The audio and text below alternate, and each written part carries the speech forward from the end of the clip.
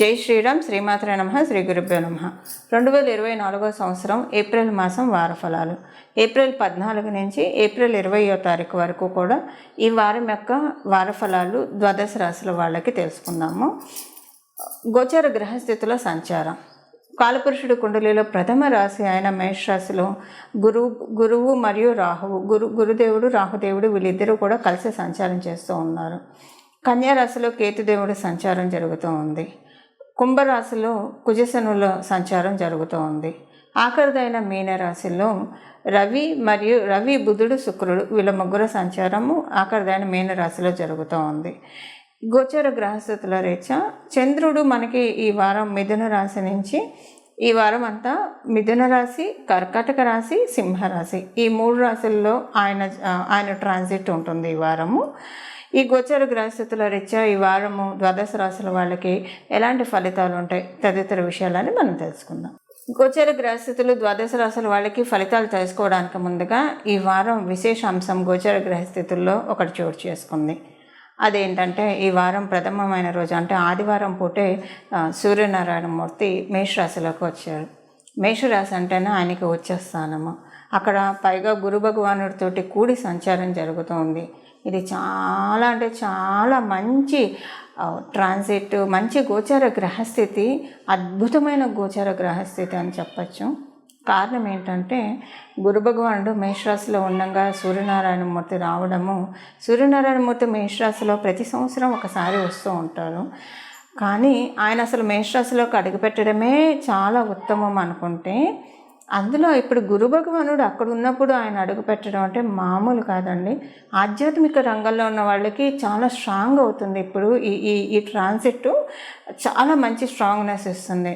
మీరు దేవాదాయ ధర్మాదాయ శాఖల్లో పనిచేస్తూ ఉన్న వాళ్ళైనా, మీ పేరు మీద ఏమైనా గుళ్ళు ఉన్నా, మీ పెద్దలు ఏమైనా గుళ్ళు కట్టించున్నా, మీరేమన్నా దేవాలయాలు కన్స్ట్రక్షన్ చేస్తూ ఉన్నా, లేదా ఇదివరకు కాలంలో మీరు దేవాలయాల అభివృద్ధికి, దేవాలయాల సంక్షేమానికి ఏమన్నా డొనేట్ చేస్తున్నా, మీ దగ్గర డబ్బులు లేవు అసలు డొనేట్ చేయడానికి, కానీ మీరు దేవాలయానికి వెళ్ళినప్పుడు భక్తితో భగవంతుని దండం పెట్టుకున్నారు, దేవాలయంలో ఏమన్నా అన్క్లీన్లీగా ఉంటే ఉడతా భక్తిగా మీరు క్లీన్ చేయడం, అంటే ఎక్కడన్నా పూలు కనిపించినా, లేదంటే ఏవైనా గ్లాసులు అలా పడేసి ఉంటే మీవి కాకపోయినా మీరు సంశయించకుండా ఎలాంటి నామోషి చెందకుండా తీసి డస్ట్బిన్లో వేయడము, ఇలాంటివి మీరు చేసి ఉంటే, పూలైతే ఎవరు తొక్కని ప్రదేశంలో వేసి ఉండడము, మీరు ఒక ట్రస్టీగా ఉన్న గురుస్థానంలో మీరు ఉంటే, అంటే మీరు ప్రవచనాలు చెప్పే భాగవతోత్తములు అయినా మీరు, అలాగే చాలామంది ధర్మ సందేహాలు తీర్చే వృత్తిలో ఉన్నా, అలాగే మీరు టీచింగ్ ఫీల్డ్స్లో ఉంటే,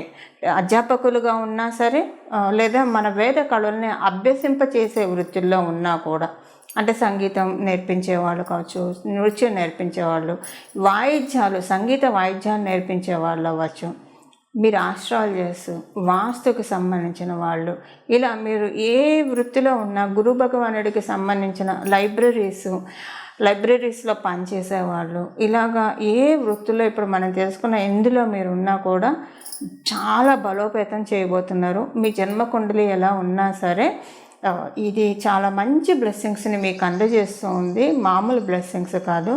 గురు భగవానుడు మేషరాశిలో ఉంటూ మళ్ళీ 12 సంవత్సరాల వరకు ఆయన మేషరాశిలోకి రాడు. ప్రతి సంవత్సరం సూర్యనారాయణమూర్తి మేషరాశిలోకి వస్తాడు. కానీ గురు భగవానుడు మేలో మనకి ఇక్కడి నుంచి వెళ్ళిపోతున్నాడు.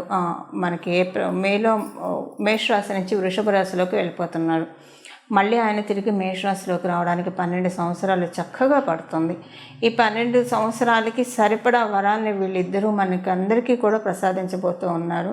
ప్రత్యేకించి ఇప్పుడు మనం తెలుసుకున్న ఈ సంబంధిత రంగాల్లో ఉన్న వాళ్ళకి బ్లెస్సింగ్స్ చాలా ఎక్కువగా ఉన్నాయి మిగతా వాళ్ళతో కంపేర్ చేస్తే. అయితే మరి మిగతా వాళ్ళ మాట ఏంటి అంటే, మిగతా వాళ్ళకి కూడా ఈ బ్లెస్సింగ్స్ రావడానికి మనం ఒక పరిహారం చేద్దాం. అంటే ఇప్పుడు మనం తెలుసుకున్న వాళ్ళు ఇప్పుడు మనం తెలుసుకున్న రంగాల్లో ఉన్న వాళ్ళు ఈ పరిహారం చేసుకుంటే ఇంకా మంచిది. అలా లేని వాళ్ళు కూడా, ఇప్పుడు మనం తెలుసుకున్న రంగంలో లేని వాళ్ళు కూడా రవి గురువుల సంయోగం వల్ల ప్లస్ని యాక్టివేట్ చేసుకోవడానికి, అది చాలా మంచి యోగం అనే చెప్పాలి. రవి గురువుల సంయోగము దీన్ని యాక్టివేట్ చేసుకోవడానికి మంచి, అంటే మీరు స్పిరిచువాలిటీలో ఉన్నా కూడా, ఇప్పుడు జనరల్గా మీకు మీరే ఒక సాధన చేస్తూ ఉన్నా కూడా రవి గురువులు మీకు శుభాన్ని చేకూరుస్తారు. మీరు కూడా మనం తెలుసుకున్న మొదట కోవలోకి వస్తారు. అంటే మనం గురుస్థానంలో ఉన్న వాళ్ళని చెప్పుకున్నాం కదా, కన్స్ట్రక్షన్స్, దేవాలయాలు ఇలాంటి వాటిల్లోకి మీరు కూడా చేరుతారు. మీ అందరికీ కూడా అంటే ఈ స్థానంలో ఉన్న అందరికీ కూడా చాలా మంచి రిజల్ట్స్ గురువు మరియు సూర్యనారాయణమూర్తి దయ వల్ల రాబోతూ ఉన్నాయి. ఆ ఫలితాలు ఒక్కొక్క రాశి వాళ్ళకి ఏమేమి జరుగుతాయి అన్న విషయాన్ని మనం ఇప్పుడు పరిశీలిద్దాము. అయితే ఒక విషయాన్ని మర్చిపోకండి, మనం రెమెడీ చేసుకోవడం మటుకు చాలా ముఖ్యము.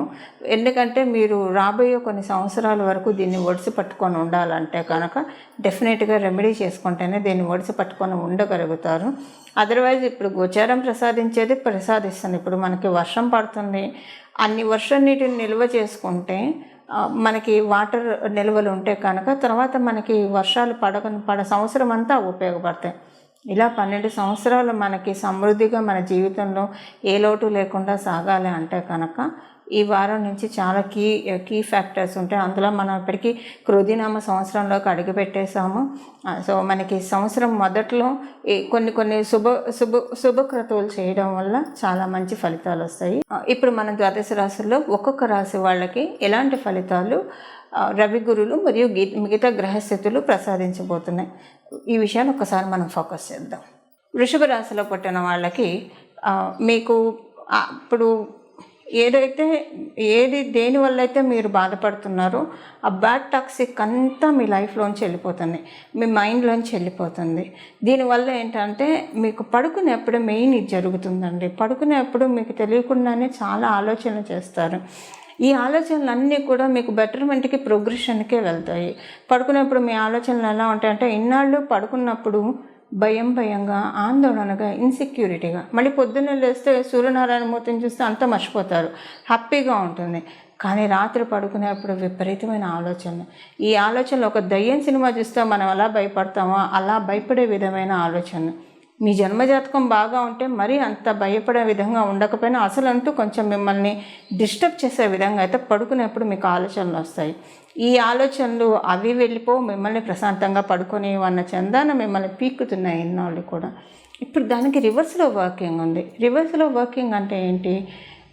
చాలా ప్రశాంతత వస్తుంది. మీరు పడుకునేప్పుడు మీరు చేసే ఆలోచనలు ఎలా అంటే మీ ఆత్మ 1000 ఏనుగుల బలం మనకు వస్తే ఎలా ఉంటుందో అది మీరు లిటరల్గా ఎక్స్పీరియన్స్ అవుతారు. మీ జన్మజాతకం బాగా సహకారంగా ఉందనుకోండి, ఇది ఇంకా డబల్ అవుతుంది. ప్రస్తుతం మీ జన్మజాతకం సహకారంగా లేకపోయినా గోచారం అందించే వరం ఇప్పుడు మనకి పనిష్మెంట్లు ఎలా వస్తున్నాయో ఏ విషయానికైనా అలాగే పుణ్యం కూడా రావాలి కదా, మరి ఆ పుణ్యాన్ని కూడా మనం తీసుకోవాలి కదా. ఇప్పుడు పుణ్య పదప్రాప్తి మీకు ఉంది మీ వృషభ రాశి వాళ్ళందరికీ కూడా. అందువల్ల రాత్రి పడుకునేప్పుడు చాలా మంచి ఆలోచనలు వస్తాయి మీకు. ఈ ఆలోచనలు ఏంటంటే మిమ్మల్ని చాలా మీకు మీరే స్ఫూర్తి, మీకు మీరే ధైర్యం అనుకునే విధంగా మీ ఆలోచనలు చాలా బ్యూటిఫుల్గా ఉంటాయి. ఈ ఆలోచనల వల్ల మీకు తెలియని ధైర్యం వచ్చింది, మంచి స్ట్రెంగ్త్ వస్తుంది. ఎవరైనా అడిగితే I am my strength, my self, నా స్ట్రెంగ్త్ నేనే, నా వీక్నెస్ నేనే అనేమో అన్నట్టు మీ ఆలోచనలు రాత్రిపూట పడుకునే విధంగా వస్తాయి. శుభస్వప్నాలు చాలా వస్తాయి మీకు శుభస్వప్నాలు. ఈ శుభస్వప్నాలు మీకు చాలా సంతోషాన్ని కలిగిస్తాయి. మీ డ్రీమ్ ప్రాజెక్ట్స్ అన్నీ కూడా ముందుకు వెళ్తాయి. అంటే ఒక శుభం పరంపర వృషభ రాశి వాళ్ళకి చాలా విషయాల్లో స్టార్ట్ అవుతుందని, ఈ వారం నుంచి మొదలవుతుందని అర్థం చేసుకోవాలి. దానికి ఇండికేషన్ అంటే మీరు పడుకునేప్పుడు ఇలాంటి ఆలోచనలు వస్తాయి. మీకు కనుక ఇలాంటి ఆలోచనలు వస్తూ ఉంటే కనుక శుభ గంటలు మోగబోతున్నాయి రాబోయే కాలంలో మీ జీవితంలో అని తెలుసుకోండి. ఎందుకంటే ఇప్పుడు జరిగే ఈ పరిణామ ప్రక్రియ ఏదైతే ఉందో ఇది లాంగ్ రన్లో మీకు ప్లస్ని ఇవ్వడానికే జరుగుతుంది. ఏదో షార్టర్ పీరియడ్ టైం కాదు, లాంగ్ రన్లో ఉంటుంది. కాబట్టి నెమ్మదిగా స్టెప్ బై స్టెప్ గ్రోత్ మీరు చూడటానికి దానికి ఫస్ట్ మెట్టు దగ్గర మీరు నిలబడి ఉన్నారని డెఫినెట్గా మిమ్మల్ని మీరు భావించుకోవాలి. ఇవి ఈ వారం యొక్క గోచారాలు. ఇంతకు మించి ఇంకంతకంటే ఏం లేదు, మిగతా విషయాలు అంతా బాగుంటుంది. పడుకునేప్పుడు మటుకు ఇదొక్కటి మీరు ఒకసారి రీకన్సైల్ చేసుకుంటూ ఉండండి. మీ ఆలోచనలు ఎలా ఉన్నాయి డెఫినెట్గా మీకే తెలుస్తుంది చేంజ్. ఇవి ఈ వారం యొక్క గోచార గ్రహస్థితుల ఫలితాలు వృషభ రాశిలో పుట్టిన వాళ్ళకి. చూశారు కదండి మీ రాశి వాళ్ళకి ఏ ఫలితాలు. ఇప్పుడు మనం పరిహారాన్ని తెలుసుకున్నాం. ఈ వారం పరిహారం వచ్చేసేసి మీరు ఈ వారం అనే కాదండి, ఇది మీరు ఇక్కడి నుంచి ప్రారంభించి, అంటే ఇప్పుడు మనం తెలుసుకునే 14వ తారీఖు నుంచి ప్రారంభించి మళ్ళీ వచ్చే 14వ తారీఖు వరకు కూడా, అంటే మే 14వ తారీఖు వరకు కూడా ఇప్పుడు మనం తెలుసుకోబోయే ఈ పరిహారాన్ని కంటిన్యూ చేయడానికి ప్రయత్నించండి. దీనికోసం మీరు చిన్నగా డొనేషన్స్ చేయాలి. మీ శక్తి ఎంత ఉంటే అంత డొనేషన్స్ చేయడానికి ప్రయత్నించండి. ఈ డొనేషన్ దేనికి చేస్తారు? గోశాలకు చేయండి, ఏదైనా దేవాలయానికి చేయండి. దేవాలయంలో ఉన్న పురోహితులకి ఏదైనా మీకు తోచిన దక్షిణ ఇచ్చి వారి ఆశీస్సులు అందుకోవడానికి ప్రయత్నించండి. ఇప్పుడు మనం తెలుసుకున్న ఈ రోజుల్లో ఏ రోజు చేసినా పర్వాలేదు. మీకు కుదిరితే కనుక మనం తెలుసుకున్న వ్యవధిలో, అంటే ఈ ఏప్రిల్ 14 నుంచి మే 14 లోపల కనీసం ఒక 3 సార్లు దానాలు చేయడానికి ప్రయత్నించండి. 3 సార్లు కుదరని వాళ్ళు ఒక్కసారి ఇచ్చినా పర్వాలేదు. ఎవరెవరికి డొనేట్ చేయాలన్న విషయాన్ని ఇప్పుడు నేను చెప్తాను. ఇంకా ఎవరెవరికి చేయాలనేది నేను చెప్తాను. గోశాల ఒకటి, కన్స్ట్రక్షన్ అవుతున్న దేవాలయాలు ఒకటి, ఆల్రెడీ కన్స్ట్రక్షన్ అయ్యి పునరుద్ధరణ కోసం ఏమన్నా మహదవకాశాన్ని ఇచ్చి ఉంటే దానికి మీకు తోచినంత, శక్తికి మించి చేయమని చెప్పి ఎవరు చెప్పరు, మీకు తోచినంత మీ ఇంటి దగ్గర ఉన్నది కావచ్చు, మీకు తెలిసిన చోట కావచ్చు. ఇలాగా ఇప్పుడు కొన్ని సంస్థలు ఉంటాయి, ప్రజలకి సేవలు చేసే సంస్థలు, అలాంటి వాటికి మీరు డొనేట్ చేయడము. కొన్ని చోట్ల అనాథ శరణాలయాలు ఉంటాయి, అలాంటి చోట మీకు తోచినంత అమౌంట్ వాళ్ళకి డొనేట్ చేయడము. వయోవృద్ధులు ఉన్న అనాథ శరణాలయాలు కూడా ఉంటాయి, హ్యాండిక్యాప్డ్ ఉన్న అనాథ శరణాలయాలు ఉంటాయి. వాళ్ళకి మీకు తోచినంత డొనేట్ చేయడం వల్ల చాలా చక్కటి ఫలితాలు ఉంటాయి. బయోలాజికల్ గురువులు మీకు ఎవరైనా ఉంటే కనుక, మీరు ఎవరినైతే గురు సమానంగా భావిస్తూ ఉన్నారో వాళ్ళకి కూడా మీకు తోచినంత ఏమన్నా వాళ్ళు చేసే సేవా కార్యక్రమాలకి మీరు డొనేట్ చేస్తే కనుక, ఇప్పుడు చేసే ఈ డొనేషను మీకు పూర్వజన్మ పుణ్యాన్ని యాక్టివేట్ చేస్తుంది. ఈ జన్మలో మీకు రావాల్సిన యోగాలు, మీకు జన్మకుండలీలు ఫ్రీజ్ అయిపోయి ఉంటే అవన్నీ కూడా అన్ఫ్రీజ్ అయ్యి మీకు ఫ్రీ ఫ్లోగా, అంటే ఇప్పుడు చూడండి అన్నీ కళ్ళ ముందే కనిపిస్తున్నాయి, ఏ పనులు అవ్వట్లేదు, అన్నీ ఇక్కడి దాకా చివరి దాకా వచ్చి ఆగిపోతున్నాయి, అసలు ఏం అర్థం కావడం లేదు. ఇలాంటి సిచ్యువేషన్స్ మనకి జీవితంలో వస్తూ ఉంటాయి. అలాంటివి రాకుండా ఈ పరిహారం చేసుకోవడం ద్వారా మిమ్మల్ని మీరు పరిరక్షించుకోవడానికి చక్కగా అవకాశం ఉంటుంది. ఇప్పుడు మనం తెలుసుకున్న ఈ సెగ్మెంట్లో ఎవరికైనా కూడా మీరు డొనేషన్స్ చేయడము, అలాగే దాంతోపాటు మేధా దక్షిణామూర్తి స్వామి వారి శ్లోకాన్ని ప్రతిరోజు వినడానికి ప్రయత్నించండి. మీరు చదివితే ఇంకా మంచిది. ఒక 3 సార్లు చదవడం, కానీ మీకు చదవడం రాకపోతే అప్పుడు 3 సార్లు వినడం, ఈ రెండిట్లో ఏదో ఒకటి చేయండి. ఈ డొనేషన్స్తో పాటు చక్కటి రవి గురుల ఆశీస్సులు మీరు అందుకోండి. ఈ సూర్యనారాయణమూర్తి మరియు గురుదేవుడు ఆశీస్సుల వల్ల మన జీవితంలో జరిగే ఫలితాలు ఏంటంటే, ఉద్యోగంలో, వ్యాపారంలో గ్రోత్ ఉంటుంది. మీరు చేపట్టే ప్రతి పనులు కూడా విజయవంతంగా ముందుకు సాగుతాయి. అలాగే మీకు ఏదైనా ఆపర్చునిటీస్ చివరి దాకా వచ్చి ఆగిపోతూ ఉంటాయి. అదృష్టం ఆతృటిలో తప్పిపోయే వాళ్ళు చాలామంది ఉంటారు. అలాంటి వాళ్ళందరికీ కూడా ఈ పరిహారం ఉపకరిస్తుంది. మీరు శక్తి ఉంటే కనుక లోపత్వం చూపించకుండా దానం చేయండి. పిన్నాస్తనం మటుకు దానంలో చూపించకూడదు. శక్తి ఉంటే కనుక చేసినా పర్వాలేదు అనుకుంటే, మీకు శక్తి లేకపోతే అప్పు చేసి చేయకూడదు. ఈ రెండు మటుకు మీరు గ్రహించుకోండి. మీకు శక్తి లేదు, ఒక మనిషికి అన్నదానానికి ఇవ్వచ్చు, ఒక మనిషికి అన్నదానానికి ఇవ్వడానికైతే ఉంటుంది కదా, అది లేదు. మేధా దక్షిణామూర్తి స్వామివారి స్తోత్రం వినండి 3 సార్లు, లేదా చదవండి, సరిపోతుంది. మీకు శక్తి ఉంటే కనుక లోభత్వం చూపించకుండా ఇప్పుడు మనం తెలిసిన ఫీల్డ్స్లో ఉన్న వాళ్ళకి దానం చేయడానికి ప్రయత్నించండి. దీనివల్ల ఏంటంటే రవి గురువులు పరిపూర్తి ఆశీస్సులు మనం చేసిన వాళ్ళందరికీ చక్కగా వస్తాయి. ఇది ఇప్పుడు చేసుకోవాల్సిన పరిహారము. ఈ పరిహారం చక్కగా చేసుకోండి. మేధా దక్షిణామూర్తి స్వామివారిని ఆరాధించండి. దీనివల్ల మన జీవితాల్లో సకల సమ్మంగళాన్ని మనం ఆహ్వానించడానికి మనం ఒక ఇన్విటేషన్, అదృష్ట దేవతకి ఒక ఇన్విటేషన్ ఇవ్వడం అనమాట. అమ్మ మా ఇంటికి రా అని చెప్పి. అంటే ఎప్పుడు మనం అలా అదృష్ట దేవతకి ఇన్విటేషన్ ఇవ్వడం అనేది విడిగా మనకి జరగదు, ఇప్పుడే జరుగుతుంది. మళ్ళీ ఇలాంటిది అవకాశం మనకి రావాలంటే మళ్ళీ 12 సంవత్సరాలు వేచి ఉండాలి. ఈ విషయాన్ని మీరు మర్చిపోకండి. అదృష్ట దేవతకి ఇన్విటేషన్ అంటే ఇప్పుడు ఒక్కొక్కసారి కొంతమందికి ఫ్లూక్లో అనుకోకుండా పెద్ద రాజకీయ నాయకులను కలిసే అవకాశం ఉంటుంది. వాళ్ళు బహిరంగ సభలకు వచ్చినప్పుడు కూడా ఎంత ప్రోటోకాల్ అన్నా ఒక్కొక్కసారి కలిసే అవకాశం ఉంటుంది. సో లేదంటే అనుకోకుండా ఎవరైనా రిఫరెన్స్ల ద్వారా అయినా కలిసే అవకాశం ఉంటుంది. ఇప్పుడు ఈ ప్రోటోకాల్స్ అన్నీ మనం బౌండరీస్ బ్రేక్ చేసుకొని అదృష్ట దేవత మన ఇన్విటేషన్ని అందుకోవడానికి రెడీగా ఉంది.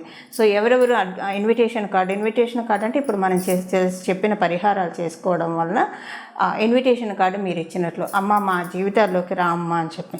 సో ఎవరెవరైతే అదృష్టం కోరుకుంటారో ఈ పరిహారాలు చేసుకోండి. చక్కగా అదృష్ట దేవతని మీ ఇంటికి ఆహ్వానించండి పూర్ణ కుంభ స్వాగతంతో. అలా మీరు చక్కగా అదృష్ట దేవత యొక్క ఆశీస్సులు చక్కగా మీరు అందరూ అందుకుంటారని చెప్పి భగవంతుడిని మనస్ఫూర్తిగా నేను కూడా కోరుకుంటూ మంగళం. నమో భగవతే వాసుదేవాయ.